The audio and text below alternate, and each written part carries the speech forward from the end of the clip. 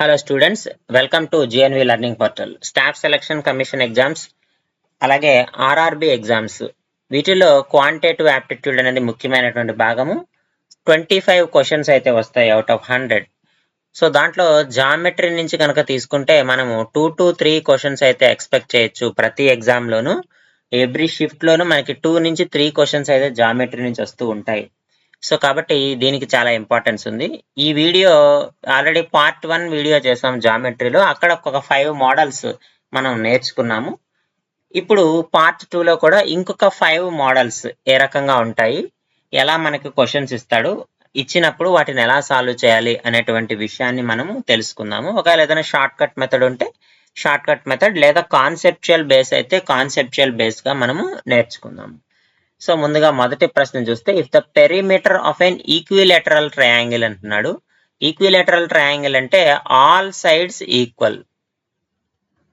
All sides equal అంటే అన్ని sides మనకి ఈక్వల్ గా ఉంటాయి. సో అలాంటి ఒక ఈక్విలేటరల్ ట్రయాంగిల్ ఇచ్చాడు. ఈక్విలేటరల్ ట్రయాంగిల్ యొక్క పెరిమీటర్ అంట. సో సైడ్స్ ఈక్వల్ కదా, 3 సైడ్స్ ఈక్వల్. సో పెరిమీటర్ అంటే 36/3 ఎంత అవుతుంది? 12 అవుతుంది. సో కాబట్టి ఈచ్ సైడ్ ఎంత డిస్టెన్స్ అంటే 12 అనేటువంటి డిస్టెన్స్. కానీ మనల్ని ఏం అడుగుతున్నాడు? ఏరియా అడుగుతున్నాడు. ఏరియా ఆఫ్ ట్రయాంగిల్ ఫార్ములా తెలుసు మనకి. Area of triangle is equal to half base into height. Half base into height. So ఇక్కడ బేస్ ఇది 12. సో నాకు హైట్ కావాలి. హైట్ కావాలంటే ఇది 6 సెంటీమీటర్స్, ఇది 6 సెంటీమీటర్స్ అవుతుంది. ఇది 90 degrees ఉంది కాబట్టి ఇక్కడ పైథాగరస్ థీరం అప్లై చేయొచ్చు. పైథాగరస్ థీరం అప్లై చేస్తే ఈ height h is equal to 12 square minus 6 square under root. 12 square minus 6 square under root. So దీన్ని సాల్వ్ చేస్తే మనకి 6√3 వస్తుంది. h ఈజ్ ఈక్వల్ టు అంటే హైట్ ఈజ్ ఈక్వల్ టు 6√3 వస్తుంది. అదే ఇక్కడ సబ్స్టిట్యూట్ చేయండి, 6√3. సో ఇక్కడ 2 ఇందులో 3 టైమ్స్ పోతుంది. 12 3s are 36. 36√3 యూనిట్స్ వస్తాయి. సో 36√3 అనేది ఎక్కడ ఉంది? Option D. So option D is the correct answer. Next ప్రశ్న చూడండి అమ్మా. నెక్స్ట్ క్వశ్చన్ కనుక మీరు అబ్జర్వ్ చేస్తే, ఇన్ ఎ ట్రయాంగిల్ PQR అనేటువంటి ఒక ట్రయాంగిల్ ఉందంట. ఇదే PQR అనేటువంటి ట్రయాంగిల్. దాంట్లో MNS are mid points. So ఇవి మిడ్ పాయింట్స్ అమ్మ. ఎలా అన్నది చూద్దాం. PQ, M అంటే PQకి మధ్యలో ఉంటుంది. అంటే ఇది P, ఇది Q, ఇది R అనుకుందాము. ఇది M అవుతుంది. PR అంటే N అవుతుంది. QR అంటే S అవుతుంది. ఇది మనకున్నదమ్మా మిడ్ పాయింట్స్ కాబట్టి వీటిని మనం ఇలాగా కలుపుకోవచ్చు. ఇక్కడ ఏమడుగుతున్నాడు? If the area of triangle is 46 square. Area of triangle ఎంత మనకి? 46 స్క్వేర్ సెంటీమీటర్ ఇచ్చాడు. What is the area of quadrilateral MNRQ? ఇక్కడ చూడండి ఈ ఫిగర్, ఇది క్వాడ్రిలేటర్ అమ్మ, MNRQ. ఈ ఫిగర్ చూస్తే ఇక్కడ 4 ట్రయాంగిల్స్ కనబడుతున్నాయి మనకి. 4 ట్రయాంగిల్స్ కనబడుతున్నాయి. ఒక్కో ట్రయాంగిల్ ఏరియా ఎంత అవుతుంది? Area of 1 triangle is equal to 46/4 అవుతుంది. ఎందుకంటే 4 ట్రయాంగిల్స్ ఉన్నాయి కాబట్టి. కానీ ఇక్కడ అబ్జర్వ్ చేయండి, మనల్ని అడిగింది ఏంటి? MNQR అడుగుతున్నాడు. MNQR అంటే ఇందులో ఎన్ని ట్రయాంగిల్స్ కనబడుతున్నాయి? 1 2 3. అంటే ఒక ట్రయాంగిల్ ఏరియా 46/4 అంటే MNQR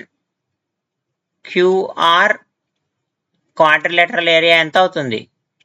3 into 46/4 అవుతుంది. ఎందుకంటే 3 ట్రయాంగిల్స్ ఉన్నాయి కాబట్టి 3 ట్రయాంగిల్స్ ఏరియా మనకి మల్టిప్లై చేయాలి. ఒక ట్రయాంగిల్ ఏరియా 46/4 కాబట్టి 3 ట్రయాంగిల్స్ ఏరియా 3 into 46/4. సో దీన్ని సాల్వ్ చేస్తే మనకి 34.5 వస్తుంది. So that is option D is the correct answer.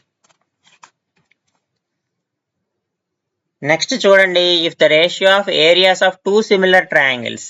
So similar triangles మనము ఒకదాన్ని ఏబిసి అనుకుందాము, ఇంకొక దాన్ని పిక్యూఆర్ అనుకుందాం. రెండు ట్రయాంగిల్స్ తీసుకుందాం. సో ఇక్కడ ఏరియాస్ రేషియో ఇచ్చాడు.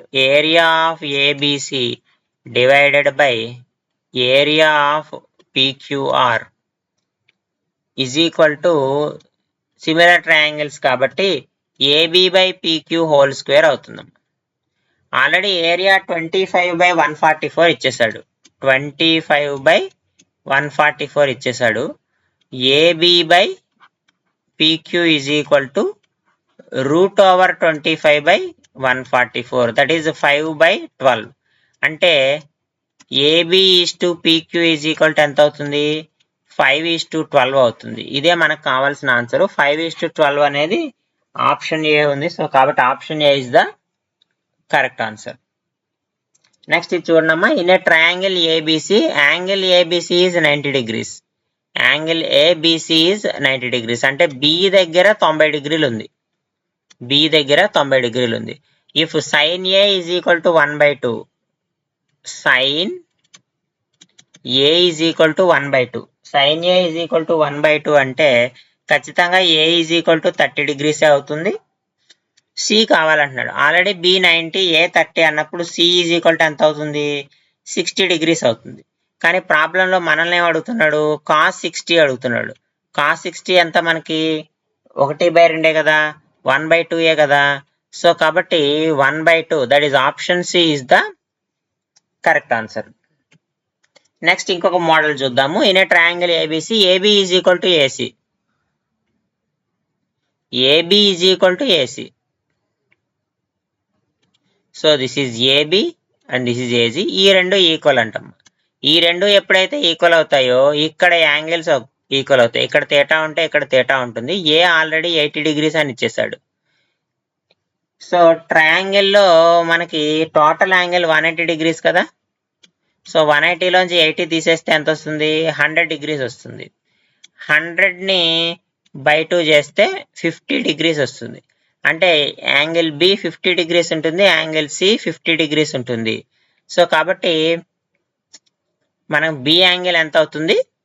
50 degrees అవుతుంది. So option A is the correct answer. ఇవి మనము ఈ జామెట్రీ పార్ట్ 2లో డిస్కస్ చేసినటువంటి ఇంపార్టెంట్ మోడల్స్.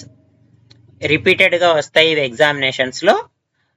తర్వాత వీడియోస్లో మనము మరిన్ని ఇంపార్టెంట్ మోడల్స్ని గురించి తెలుసుకుందాము.